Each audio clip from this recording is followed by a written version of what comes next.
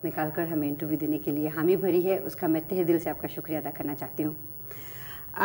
आपकी इलेक्शंस जनवरी में आपने अनाउंस की हैं।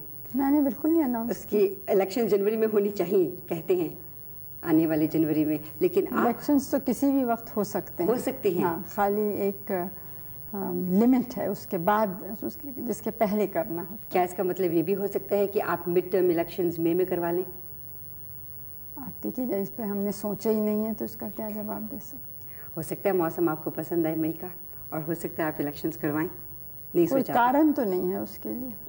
लेकिन you are famous for springing up mid term कभी भी नहीं, इलेक्शंस अभी तक नहीं हुआ। आप मैं पिछले कोई दो हफ्तों से यहाँ वैंकूवर से आई हुई हूँ और देख रही हूँ, अखबारों में पढ़ रही हूँ, पंजाब स्थिति के बारे में आप सारी सरकार भी बहुत चिंतित है, लोग बहुत चिंतित हैं, ख़ासतौर पे बाहर वैंकूवर के इलाके में जो हमारे पंजाबी भाई बहन रहते हैं वो भी बहुत चिंतित हैं। पंजाब की असली स्थिति क्या है, उसके बारे में आप अपने शब्दों में कुछ बताइए। स्थिति तो गंभीर है। वहाँ के एक राजनीतिक दल यानी अकाली दल ने कुछ मांगे रखी, कुछ धार्मिक मांगे, वो अधिकांश हमने मान ली जी। कुछ ऐसी थी जो हमें लगा कि हम नहीं मान सकते हैं, लेकिन ऐसा भी हमें लगा कि वो समझ गए उस बात को। एक मांग ऐसी थी जो हमसे संबंधित इतनी नहीं थी, और वो दूसरे कुछ राज्य हैं भारत के, वहाँ के, और वहाँ के गुरुद्वारों के जैसे अपनी कमिटीज़ या बोर्ड्स हैं उनका था।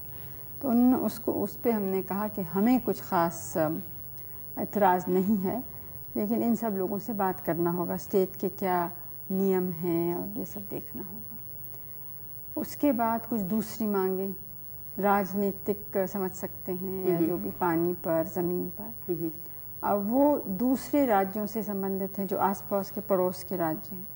तो जब तक वो भी राज़ी नहीं होंगे तब तक हम तो कुछ कह नहीं सकते। 2 दफ़े ऐसा एक अवार्ड या निर्णय हम दे चुके हैं। अच्छा। अब वो माना नहीं गया। अच्छा। तो अकेले फिर से दें तो उसका कुछ उससे चीज़ सुलझेगी कि नहीं, ये कह नहीं सकते। हमें लगता है कि कुछ इस समय कुछ एक्सट्रीमिस्ट वहाँ पे ज़ोर पकड़ गए हैं, ख़ासतौर से नौजवान कुछ। और जैसे आपने अखबार में देखा होगा, वो मोटरसाइकिल पे जाके या किसी तरह से बहुत लोगों की को मार रहे हैं, हत्याएं हो रही हैं, हत्या हो रही है। हाँ, बाहर के जो थोड़ा उसमें कुछ फंडामेंटलिज्म भी है, क्योंकि हत्या ज़्यादातर सिखों की ही सिख कर रहे हैं, मतलब अकाली लोग। अब जैसे जो एक आज के अखबार में आया या कल शायद आया था कि एक सिख अखबार वाला है, अकाली नहीं है, दूसरी हमारी पार्टी का भी नहीं है, विरोधी दल का है, लेकिन उसकी दाढ़ी नहीं है। वो मोटरसाइकिल पे अपने भाई के संग जा रहा था, भाई की दाढ़ी है, तो वहाँ उसको पकड़ा कि तुम गद्दार हो, और उसको गोली से मार डाला। हालांकि वो सिख है, वो सिख ज़्यादातर हैं, दूसरे भी हैं। जैसे अब हमारे यहाँ तो हरि धर्म में कई सेक्ट्स हो जाते हैं, बिल्कुल हो जाते हैं। तो अब निरंकारीज हैं कुछ, वो सिख तो पक्के हैं, लेकिन सिख होने के ऊपर वो उनकी ऐसी एक संस्था है जिसमें दूसरे लोग भी हैं, हिंदू, मुस्लिम, ईसाई, जो हर एक अपने धर्म पालन करता है।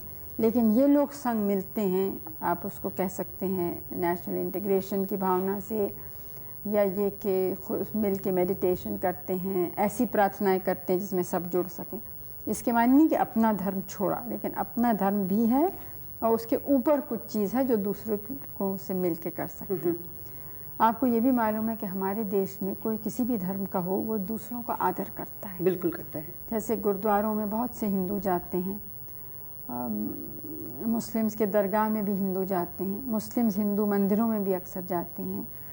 तो इस काफ़ी इन चीज़ों में यहाँ पे एक उदारता सी है, और इस उदारता को देखते हुए हैरानी होती है कि क्यों इस तरह के हो रहे हैं। जहाँ इतना बड़ा देश है, इतनी बड़ी जनसंख्या है, वहाँ ये प्रश्न कभी कभी उठते हैं।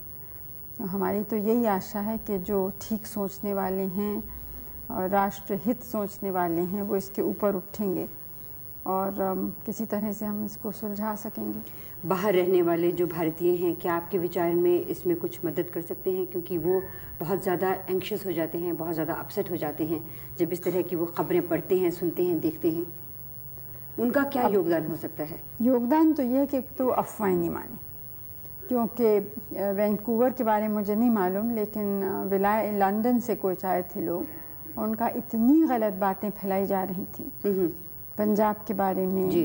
और कि वो बहुत ही परेशान थे, लेकिन उन्होंने जब असलियत बताई और ये भी कहा कि आप में से आप अपने तरफ से किसी को भेज के देखिए, तो आए भी वो लोग कुछ, तो यहाँ उन्हें इत्मीनान हुआ और यहाँ से गए। क्योंकि ये बिल्कुल सच नहीं है कि सिखों के ख़िलाफ़ या अकालियों के भी ख़िलाफ़ कोई भी नाइंसाफ़ी है। ज़ाहिर है, बल्कि उसका उल्टा ही कह सकते हैं, क्योंकि वो औरों से कुछ ज़्यादा ही आगे बढ़े हैं अपने हिम्मत और योग्यता और क्षमता से, और ख़ास तौर से इसलिए कि वो मेहनत करने वाले लोग हैं। और आपने देखा है कि हमारे यहाँ ऊंचे ओहदे, छोटे ओहदे, हर जगह आप पाएंगे उन लोगों को, हर गांव में पाएंगे, हर प्रांत में पाएंगे।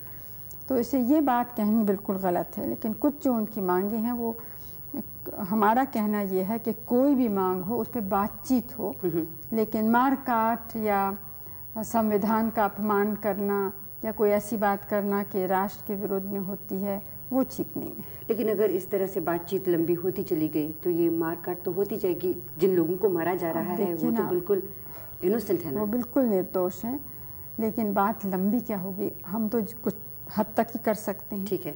तो इसलिए सबको सोचना है कि कितना हो सकता है, कितना नहीं। दूसरे लोग मुझसे नाराज़ हैं कि इतना क्यों मान लिया। हरियाणा में भी कुछ हुआ ना, तो उसका एक रिएक्शन हुआ ना, जो पंजाब में पहले हुआ था, उसका रिएक्शन अब उसको बड़ी मुश्किल से थामा है। तो इसे ये भी देखना है कि एक मांग मांगने से अगर और स्थिति बिगड़ती है तो किसी का लाभ नहीं होता है। आप जब दोबारा इलेक्शन के बाद आएंगे ऑफिस में, तो कौन से ऐसे कार्यक्रम हैं जिन पे आप ज़्यादा एम्फेसिस देंगी? अब देखिए, पहले तो जो चुनाव का क्या नतीजा होगा ये कोई पहले से कह नहीं सकता है। मान लीजिए आप आ जाती हैं। दूसरी बात यह है कि हमारी एक बहुत स्पष्ट और साफ नीति है, और वो नीति है कि अपने देश को हम मजबूत बनाएं। इसलिए नहीं कि किसी और को धमकी दें या किसी पर हम हावी होना चाहते हैं, दबाव डालना चाहते हैं, लेकिन इसलिए कि यहाँ की इतनी बड़ी समस्याएं हैं कि उनका समाधान करने के लिए हमें अपनी ताकत ही चाहिए। ये बहुत बड़ा देश है और इतने बड़ी जनसंख्या को कोई बाहर का मदद नहीं कर सकता। कितना भी धनी और बड़ा देश हो, वो हमें नहीं कर, हमें खुद ही अपने पैर पे खड़ा होना है। इसलिए हम ताकत चाहते हैं। अच्छा, अब ताकत कई तरह की, एक तो एक, इसके माने सबको एक होना चाहिए, अनेक धर्म, अनेक भाषाएं, अनेक प्रांत, जातियाँ। दूसरे ये कि गरीबी हटानी है, क्योंकि गरीबी एक तो वैसे भी दुख और शर्म की बात है, मानवता का प्रश्न है, लेकिन संग संग एक देश को कमज़ोर करने की चीज़ है। बिल्कुल, क्योंकि जो गरीब हैं वो अपनी ताकत या योग्यता देश के सेवा में नहीं डाल सकते। तो मुख्य काम तो हमारा ये है, देश को मजबूत बनाना और गरीबी दूर करनी। असल में तो मजबूत बनाना है ना, क्या जिसमें आज़ादी को हम अपने रख सकें। उसके लिए हमें सांप्रदायिकता भी हटानी है, अंधविश्वास भी हटाना है, गरीबी हटानी है, और गरीबी हटाने के लिए उत्पादन बढ़ाना है। तो और हमारे जो लोग रहते हैं उनको देखना है कि उनकी जो आवश्यक वस्तुएं हैं, चाहे खाना, कपड़ा, घर, शिक्षा, स्वास्थ्य का प्रबंध, ये सब चीज़ें मिलें। तो इस नीति के बाहर तो जा ही नहीं सकते हैं। बिल्कुल, इसी को हमें करना है। तो साथ साथ क्योंकि हम मानते हैं कि अगर दुनिया में कुछ गड़बड़ हो, यानी विश्व युद्ध हो, तो उसका भारी प्रभाव हम पर पड़ेगा। इसलिए हम विश्व शांति, विश्व मैत्री और ख़ास तौर से जो हमारे जैसे विकासशील देश हैं वो मिलके सहयोग करें एक दूसरे से, और हम लोग और दूसरों से भी, मतलब विकसित देश जो हैं उनके संग भी दोस्ती करें। आजकल की दुनिया में कोई लोग अलग नहीं रह सकते, सबको एक दूसरे से कुछ चाहिए और कुछ देने को है। तो इस तरह से हमें, तो जो हमारा आज का नवयुवक वर्ग है उसके लिए आप आने वाले कुछ वर्षों में क्या देख रही हैं, वो क्या योगदान देंगे, आप उनको कैसे फोर्सी कर रही हैं अपनी इन पॉलिसीज़ में? अब हम तो आशा ही करते हैं कि वो ठीक रास्ते पे चलेंगे और बनाने के रास्ते पे चलेंगे, तोड़ने के रास्ते पे नहीं। उम्मीद यही है। उम्मीद यही है और हमारे सौभाग्य है कि भारत की जनता जो है उसका दिल बहुत मजबूत है और सहन शक्ति भी है। और यहाँ बहुत नौजवान हमारे बहुत बड़े बड़े साइंटिस्ट, वैज्ञानिक बने हैं, इंजीनियर, डॉक्टर इत्यादि, जो आपके मुल्क और दूसरे देशों में गए हैं जी। तो हम तो चाहते हैं कि वैसे बहुत और हैं यहाँ पे, तो सब लोग मिल के काम करेंगे तो ज़रूर एक नया भारत बन सकेगा। और उम्मीद करते हैं कि वो बहुत ही सुखद भारत होगा।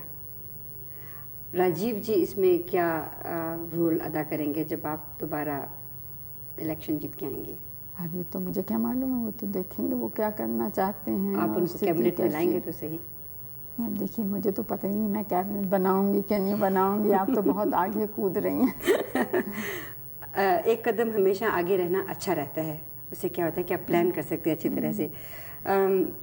मैं दूरदर्शन के बारे में 2-3 सवाल पूछना चाह रही थी। हम कनाडा में प्रोग्राम जो करते हैं, अक्सर हम चाहते हैं कि भारत की सभ्यता को वहाँ पर हम ज़्यादा प्रकाशित कर सकें, हमारे जो बच्चे हैं वो भी उस सभ्यता से कुछ सीख सकें, कुछ जानें। लेकिन अक्सर हम देखते हैं कि आपके यहाँ भारत में टेलीविज़न इतना स्ट्रॉन्ग टूल है, उसे अच्छी तरह से इस्तेमाल नहीं किया जा रहा।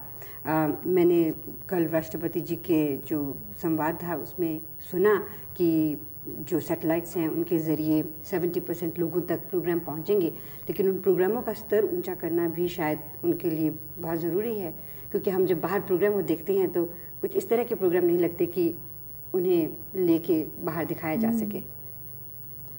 हम कोशिश तो कर रहे हैं उनको सुधारने की। हमारे लिए तो एक नई चीज़ है और है ज़रूर एक बहुत प्रभावशील जी, लेकिन उतना यहाँ इसका प्रभाव नहीं है जितने जैसे अमेरिका में है। क्योंकि अमेरिका में आप कोई भी प्रोग्राम देखिए उसमें हमेशा ये बात होगी वी अमेरिकन्स, वी कनेडियंस, इस तरह की कोई चीज़। हमारे यहाँ पे इस तरह के प्रोग्राम मैंने देखे नहीं अभी तक कोई भी। नहीं, ये सच है, लेकिन देखिए आप उन देशों में जो राष्ट्रीयता की, मैं ये नहीं कह रही हूँ कि यहाँ कम है, लेकिन ये क्या आश्चर्यजनक नहीं है कि इतने बरस हो गए लेकिन यहाँ के किसी फिल्म बनाने वाले ने ये सोचा भी नहीं कि हमारे राष्ट्रीय आंदोलन पर फिल्म बनाए या राष्ट्रीय नेता पे बनाए। बहुत से लोग शिकायत करते हैं कि गांधी फिल्म बाहर वाले ने क्यों बनाया, लेकिन यहाँ वाले ने किसी ने कभी कहा ही नहीं बनाने को। और कुछ थोड़ा बहुत हमने जब कोशिश भी की तो किसी ने ज़रा भी उसमें रुचि या दिलचस्पी नहीं दिखाई। इसका कारण क्या है? अब ये मुझे तो मालूम नहीं, तो फिल्म वालों से आप पूछ सकते हैं। मैं आखिरी सवाल आपसे एक बार फिर से पंजाब के बारे में करना चाहती हूँ। अक्सर हम अखबारों में पढ़ते हैं, ख़ासतौर पर जब हम बाहर के मुल्कों में रहते हैं, तो जैसा आपने पहले भी कहा, अफवाहें वहाँ पे बहुत ज़्यादा फैल जाती हैं और उनको अफवाहें ले लीजिए या सचमुच में सही घटनाएं हैं कि इनमें बाहर के देशों का बहुत बड़ा हाथ है कि भारत की जो एकता है वो टूटे, पंजाब एक अलग प्रांत बने, ताकि जो बाहर के इंटरेस्टेड पार्टीज़ हैं वो आके भारत को तंग करें या उसकी प्रगति में रोड़ा अटकाएं। ये कहाँ तक सही है? नहीं, प्रगति में तो कोई रोड़ा शायद नहीं डालना चाहता है, लेकिन ये सच है कि कुछ ऐसे तबके बाहर हैं जो चाहते हैं कि भारत की जो स्वतंत्र नीति है ना उतनी स्वतंत्र न रहे। जो वो लोग चाहते हैं वैसा हम करें, उस रास्ते पे चलें। तो ऐसे लोग तो हमेशा कुछ दखल देते ही रहते हैं। अब पंजाब में कहाँ तक दखल है ये कहना मुश्किल है, लेकिन ये आपने भी देखा होगा कि ऐसे जो कुछ ऐसा मूवमेंट एक चला है, आंदोलन, उसके ज़्यादातर दफ्तर और ये सब चीज़ें सब बाहर हैं, बाहर के देशों में। शायद कनाडा में भी है, कुछ यूरोप के 2-3 देशों में है। प्रधानमंत्री जी, मैं आपका तहे दिल से शुक्रिया अदा करती हूँ कि आपने अपने बहुत ही बिजी वक्त में से हमारे कुछ चुपते हुए सवालों का भी जवाब दिया। वैंकूवर की सभी जनता की तरफ से, वर्ल्ड व्यू टेलीविज़न की तरफ से बहुत बहुत शुक्रिया। और मैं कामना करती हूँ कि ये जो आने वाला वर्ष है और बहुत से आने वाले वर्ष भारत के लिए बहुत सुखद वर्ष हों। और आपको मुबारकबाद भी देना चाहती हूँ क्योंकि आपको नोबेल प्राइज़ के लिए नॉमिनेट किया गया है। मेरे तरफ से वैंकूवर के रहने वाले हमारे सब मित्रों को